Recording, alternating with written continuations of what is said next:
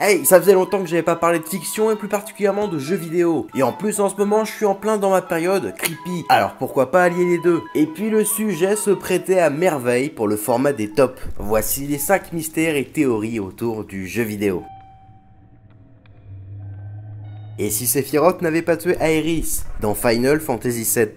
Même si vous n'y avez pas joué, la scène finale de Final Fantasy VII reste l'une des plus mythiques du jeu vidéo. Lorsque Sephiroth, le principal antagoniste du jeu, enfonce sa lame dans le corps d'Aerys. Sephiroth venait ainsi de mettre un terme à la vie d'Aerys. Mais est-ce réellement le cas? Une théorie veut que Sephiroth ne soit pas le véritable meurtrier d'Aerys, mais bien Cloud, celui que vous incarnerez tout au long du jeu. Pour prouver cette théorie, les auteurs mentionnent que le coup d'épée aurait simplement pu faire perdre connaissance, causant ainsi une sorte de paralysie. Alors qu'elle se trouvait dans un probable coma, Aerys était toujours en vie. Et Cloud l'aurait tué involontairement en la noyant dans la fameuse scène où on transporte son corps dans un petit bassin. Luigi s'est suicidé dans Luigi's Mansion. Luigi's Mansion, jeu de la firme Nintendo sorti en 2001 sur GameCube, est un jeu assez représentatif de ce qu'est les jeux Nintendo, fun et assez décalé. Or, l'aventure de Luigi renfermerait-elle un sombre secret? Dans l'une des scènes du jeu, Luigi répond à un appel téléphonique et se fait surprendre par un éclair ainsi qu'un coup de tonnerre. À ce moment précis, il est possible de voir l'ombre de Luigi apparaître devant lui. Le problème c'est que les pieds de l'ombre ne touchent pas par terre. On y découvre alors l'ombre de Luigi se balançant dans le vide. Selon certains, Luigi se serait pendu dans ce manoir. Selon certaines théories, Luigi's Mansion devait être un jeu beaucoup plus sombre à la base, et cette scène serait un résidu de la bêta du jeu original. Nintendo serait revenu sur sa décision afin de ne pas dénaturer l'esprit du monde de Mario, mais cela n'a jamais été confirmé par Nintendo. Alors, simplement un bug ou alors une réalité bien plus sombre que tente de cacher Nintendo? Les mystérieux enfants de World of Warcraft.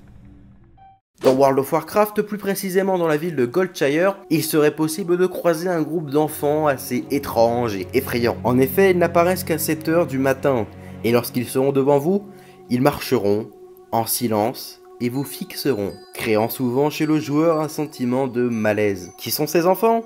Eh bien personne ne sait, même Blizzard est resté toujours assez vague quant à la réelle signification de la présence de ces enfants. Selon certaines personnes, ils auraient un lien avec une secte ou même le diable en personne. Ou bien moins glauque, leurs mouvements et leur manière dont ils restent groupés formeraient un code qui n'a pour l'heure pas été décrypté.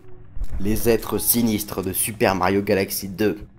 Super Mario Galaxy 2, suite du premier Super Mario, qui est au passage l'un de mes jeux préférés. Ce jeu est comme Luigi's Mansion, un jeu typique de Nintendo, fun, coloré et amusant à souhait. Or, il y a un niveau en particulier qui est assez étrange, voire effrayant si vous regardez autour de vous. Dans la galaxie Shiverburn, une map au cœur d'une falaise faite de lave et de glace. Dès votre entrée dans le monde, utilisez la vue à la première personne et regardez en haut à droite, et vous verrez 3 silhouettes noires, aux grands yeux vides, qui semblent vous observer et ne pas vous lâcher du regard. Peu importe où vous irez dans ce niveau, si vous regardez dans cette direction, les silhouettes continueront de vous épier. Si certains ont rapporté avoir vu les ombres au sein d'autres niveaux du jeu, d'autres ont voulu savoir d'où elles proviennent. Des joueurs se sont alors penchés sur les fichiers du jeu et ont découvert que le modèle du ciel de ce monde se nomme Beyond Hell Valley, soit au-delà de la vallée de l'enfer en français. Quant aux formes observables au loin, elles se nomment Hell Valley Sky Trees. Donc même si je sais que cette conclusion m'a personnellement déçu, ces formes ne seraient que des arbres de la vallée des enfers.